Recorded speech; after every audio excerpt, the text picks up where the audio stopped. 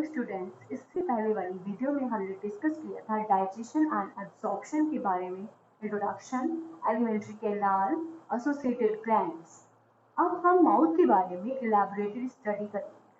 तो सबसे पहले मैंने बताया था माउथ के बारे में, इसमें हमें 4 चीजें पढ़नी है: चीक, पैलेट, टंग एंड टीथ। चीक के बारे में सिर्फ आपको इतना ध्यान रखना है, ये फूड के मास्टिकेशन में हेल्प करती है। Chewing the food helps in chewing the food, या फिर हम बोल सकते हैं मास्टिकेशन, फूड को पीसने चबाने में चीक्स हेल्प करते हैं। अब इसके बाद चीक के बारे में इसके अलावा और कुछ नहीं पढ़ना है। अब आती है पैलेट। पैलेट क्या करता है? पैलेट को हिंदी में तालू भी बोलते हैं।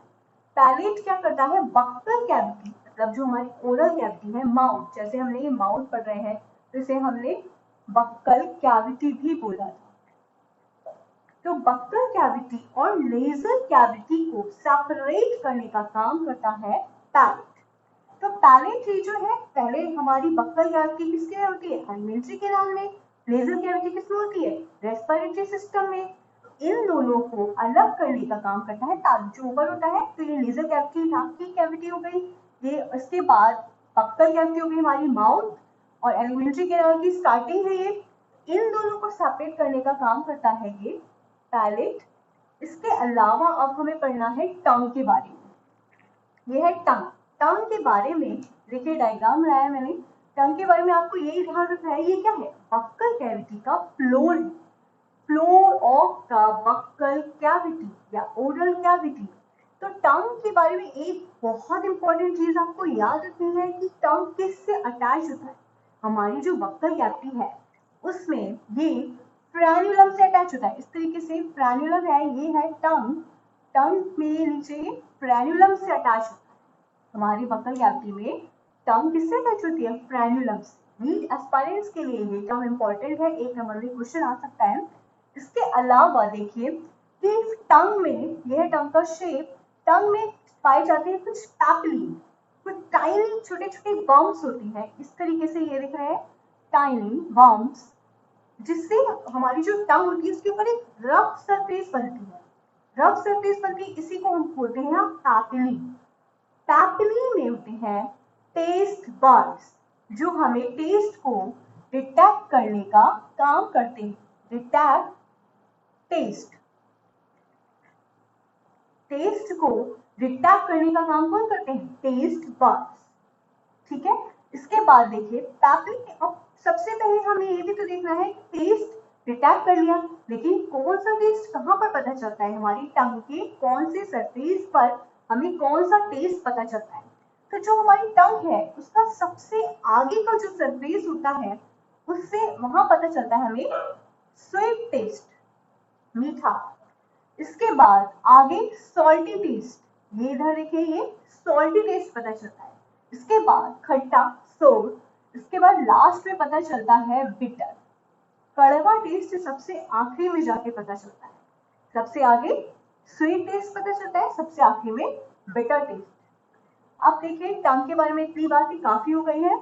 अब हम देखते हैं टीथ के बारे में। टीथ के बारे में आपको थोड़ा ज्यादा पढ़ना है। टीथ में सबसे पहले इंपॉर्टेंट बात यह है, जो टीथ का आउटर मोस्ट कवरिंग होती है उसे बोलते हैं इनेमल। इनेमल के बारे में एक नंबर में बहुत इंपॉर्टेंट क्वेश्चन बन रहा है कि ये हार्डेस्ट सब्सटेंस होती है हमारी बॉडी के अंदर या वर्टिब्रेट बॉडी के अंदर। हार्डेस्ट सब्सटेंस है इनेमल। अगर हम ये जाने कि इनेमल किससे, कौन सी सेल से बनी होती है, तो हम उन्हें बोलते हैं अमीलोब्लास्ट सेल्स।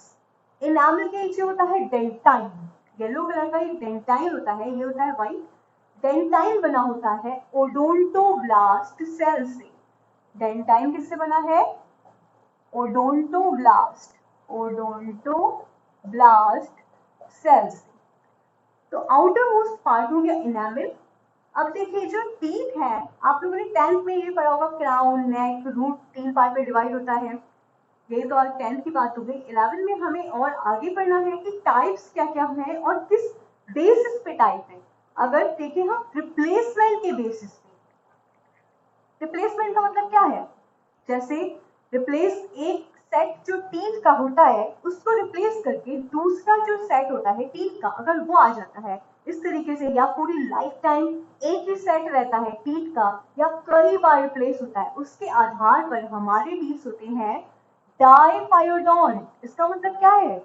डाइफायोडोंट का मतलब होता है कि हमारी पूरी लाइफ टाइम में दो सेट्स होते हैं टीथ के। पहला सेट होता है टेम्परेरी, या फिर इसे मिल्क टीथ भी बोलते हैं, जो दूध के दांत हम लोग बोलते हैं वो यही होते हैं टेम्परेरी। इसके बाद जो दूसरा सेट होता है टीथ का उसे बोलते हैं हम परमानेंट या एडल्ट टीथ। तो ये टेम्परेरी टीथ हो गए, परमानेंट टीथ हो गए, एडल्ट टीथ भी बोलते हैं इनको। तो डाइफायोडोंट के अलावा अगर हम देखें तो रिप्लेसमेंट के आधार पे और दो टाइप के दांत होते हैं, लेकिन वो हमारे अंदर नहीं होते हैं। तो आप बस जान लीजिए कि और कौन कौन से होते हैं, मोनोपायोडोंट और पॉलीपायोडोंट। लेकिन ये मोनोपायोडोंट वेल में, इसी तरीके से पॉलीपायोडोंट का पूरे कुछ रेप्टाइल्स होते हैं पूरी लाइफ टाइम चेंज होते रहते हैं, काफी कई बार चेंज होते हैं सेट। अब देखिए मोनोपायोडोंट में क्या होता है, पूरी लाइफ टाइम एक ही सेट रहता है टीथ का। पॉलीपायोडोंट में कई सेट्स होते हैं, बार बार टीथ के सेट्स चेंज होते हैं। अब देखिए अटैचमेंट के आधार पर थीकोडोंट क्या है, हमारे टीथ होते हैं थीकोडोंट। थीका क्या होता है, थीका होता है एक सॉकेट। सॉकेट के अंदर हमारे टीथ इस तरीके से फिक्स होते हैं, ये सॉकेट है, इस तरीके से हमारे टीथ सॉकेट के अंदर फिक्स होते हैं, तो इसीलिए हमारे टीथ को बोलते हैं थीकोडोंट। तो किसके आधार पे, अटैचमेंट के आधार पे, हमारी टीथ का अटैचमेंट कैसा है उसके आधार पर हमारे टीथ है थीकोडोंट। ये सॉकेट है, इस तरीके से हमारे टीथ उसमें अटैच होते हैं। अब थीकोडोंट तो हमारे टीथ हो गए, इसके अलावा भी क्या और होते हैं अटैचमेंट के आधार पे, वो होते हैं प्लेरोडोंट और एक्रोडोंट। एक्रोडोंट, प्लेरोडोंट और एक्रोडोंट। प्लेरोडोंट लिजर्ड्स में होते हैं, एक्रोडोंट फ्रॉग में होते हैं। एक्रोडोंट में कोई सॉकेट नहीं होता है, प्लेरोडोंट में क्या होता है, सरफेस से अटैचमेंट होता है। तो ये आपको याद नहीं रखना है, सिर्फ जनरली बता दिया, आपको सिर्फ याद रखना है कि हमारे टीथ क्या होते हैं, थीकोडोंट, मतलब सॉकेट के अंदर होते हैं, सॉकेट के अंदर अटैच होते हैं। अटैचमेंट के बेसिस पे हमारे टीथ हो गए थीकोडोंट। अब इन्हें याद करने की एक ट्रिक बता दूंगी मैं, आप ये देखिए नेक्स्ट। फंक्शन, शेप और साइज के आधार पर होते हैं हमारे टीथ हेटेरोडोंट। हेटेरोडोंट का मतलब अलग अलग शेप होता है, उनका फंक्शन अलग अलग होता है, तो उसके आधार पे हमारी हेटेरोडोंट टीथ। इसके अलावा भी कोई टीथ होते हैं, होमोडोंट होते हैं। होमोडोंट किसमें होते हैं, किसी के आपके टीथ देखे जो पूरे सेम लगते हो, सारे टीथ सेम, वेल, वेल के होते हैं होमोडोंट। वेल में जो टीथ होते हैं वो कैसे होते हैं, होमोडोंट, सारे टीथ एक जैसे शेप के होते हैं।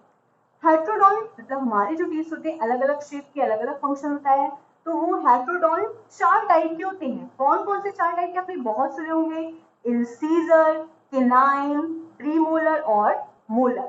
इंसीजर आगे के जो दांत होते हैं कट करने के लिए होते हैं, बाइटिंग के लिए। केनाइन होते हैं टेयर द फूड, फूड को टेयर करने के लिए। प्रीमोलर और मोलर क्या करते हैं, क्रश द फूड को क्रश करने के लिए होते हैं। तो ये हुआ इंसीजर, कैनाइन के फंक्शन आपको पता चल गए हैं।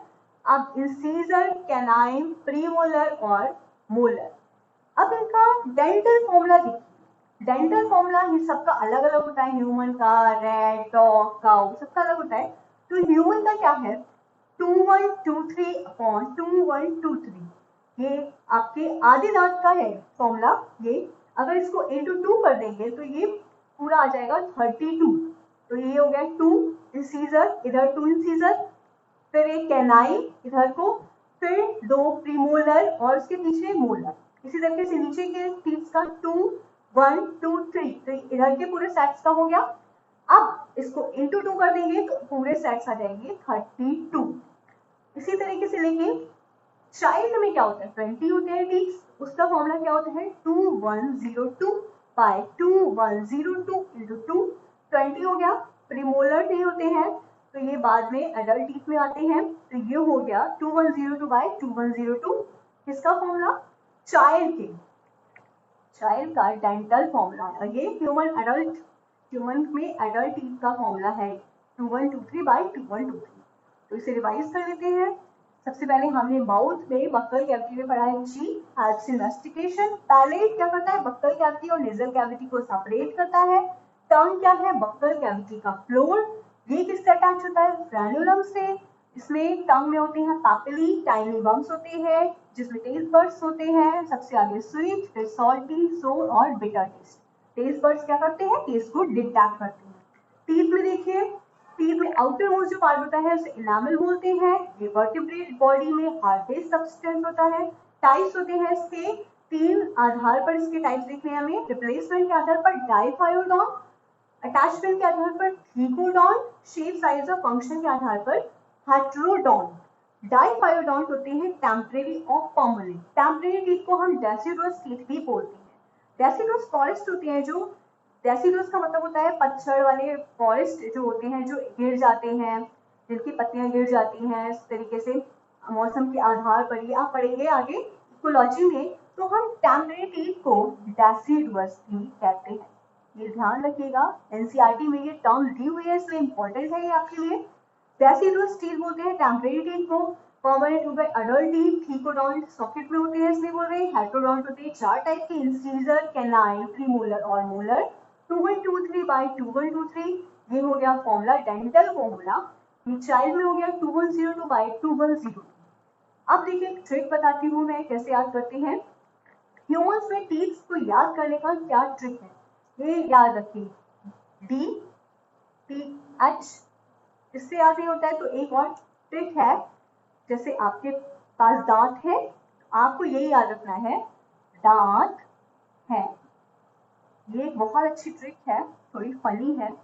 इससे आपको हमेशा याद रहेगा कि डी दा से क्या हो गया, डाइफायोडॉन। टी से क्या हो गया, थिकोडॉन। हा से क्या हो गया, हेटेरोडॉन। अब ये मत सोचिएगा हा से होमोडॉन्ट भी होता है, हा से है लिखा हुआ है, हेटेरोडॉन। थोड़ी सी फनी ट्रिक है लेकिन याद करने के लिए अच्छा है। तो ह्यूमंस में कैसे क्या है, दांत है, दा से डाइफायोडॉन, थिकोडॉन, हेटेरोडॉन। अब आपको बिल्कुल भी कंफ्यूजन नहीं होगा, आराम से आपको याद हो जाएगा। ये पूरा रिवाइज करके आप अपने नोट्स बनाइए। आगे हम बाकी ऑर्गन्स के बारे में पढ़ेंगे next video. Thank you so much.